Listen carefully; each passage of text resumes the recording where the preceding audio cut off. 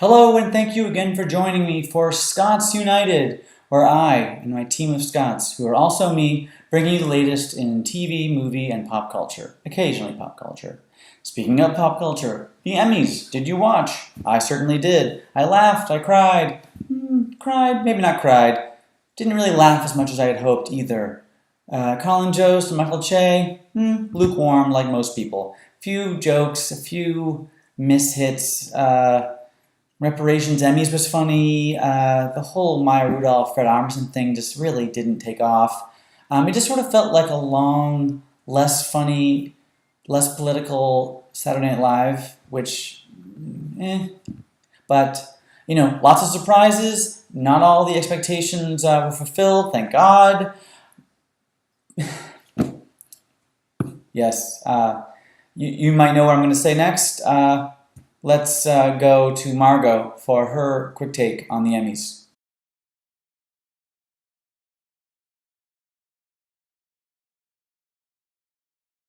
Yes, we were so close. The Americans. It won the Writing Award for drama, which is often can be a predictor of best drama, or it can be a consolation prize, like with the Oscars. In this case, it was. Matthew Rhys won Best Actor, and then Keri Russell. So sad.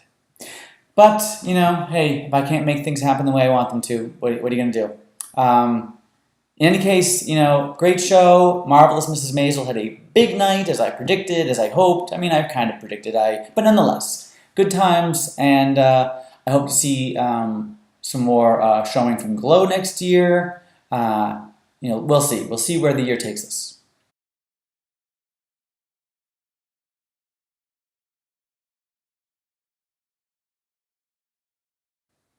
Fair. So let's get on with the show. Our first segment is typically what I'm watching, and so we're going to go to Scott and Scott about two new shows that have both recently debuted on streaming services that you might want to check out. They can't quite agree, but let's see what they have to say. Maniac is on Netflix, and it stars Jonah Hill and Emma Stone. It's sort of like retro future. You have certainly technological advances in it, and there's elements of our world, but there's also sort of like retro technology, and it sort of feels like Clockwork Orange meets, I don't know, the original Alien meets, I don't know what. It's different, but I like it. It has a kind of a funky, weird vibe. Also recently released, this time on Hulu, is the show The First, starring Sean Penn and Natasha McElhone among a large ensemble cast. Sean Penn, he's sort of full of himself, isn't he?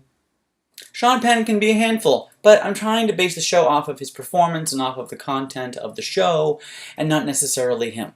Didn't he get into really good shape for this show, though? Sean Penn is almost 60, and he is in the shape of his life. He's doing a lot of shirtless running. I can't say I'm complaining. Tell me more about the performances from the leads. Yeah, you're not exactly selling me with Jonah Hill, have to be honest.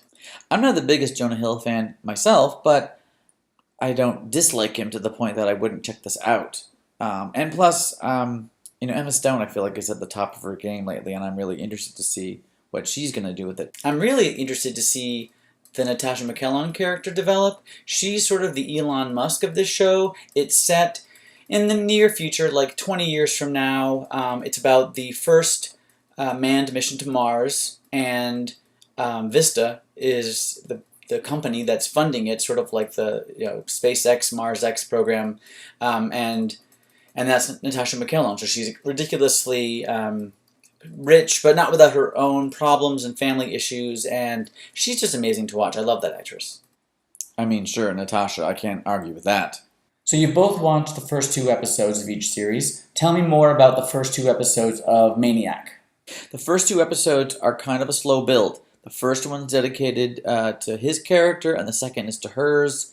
It's sort of establishing why they're in the trial and where it's going, and it's built enough anticipation that I want to see more. I want to see where it goes. It's a little bit sad. It's a little bit weird. How about the first 2 episodes of The First? It's emotional. There's an issue with Sean Penn and his daughter who is a recovering addict, and they lost his wife and mother in the near past, so that's an element to it as well. I also like that this show is seemingly a closed loop. It's just going to be the, I believe, 8 episodes that there are, and that's it. It's just trying to tell one complete story and not leave things open for a sequel or a second season. This is certainly meant to be a multi-season show. From what I've heard, this first season is only sort of as they begin their journey. I'm not even sure if they make it to Mars by the end. So you're saying it's more about the journey than it is about the destination?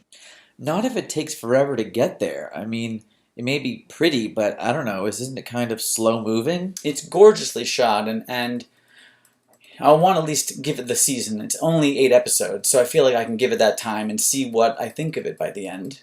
I don't know, it sounds like you both have some compelling arguments and that you're both interested and invested in seeing both of these seasons through to the end. Plus, I haven't even seen Sally Field yet. She doesn't appear in the first 2 episodes, so I have to keep watching just for that. So there you have it, folks. You have 2 shows you can check out. That is the first on Hulu about the first manned mission to Mars with Sean Penn, and you have Maniac on Netflix with Jonah Hill and Emma Stone. So that's our show for this week. Come back to us next week where we will bring you more possible options for your fall viewing, new shows on streaming and maybe on networks. Are the networks doing anything interesting? We'll see, possibly. Otherwise, have a great week, and we'll see you again soon.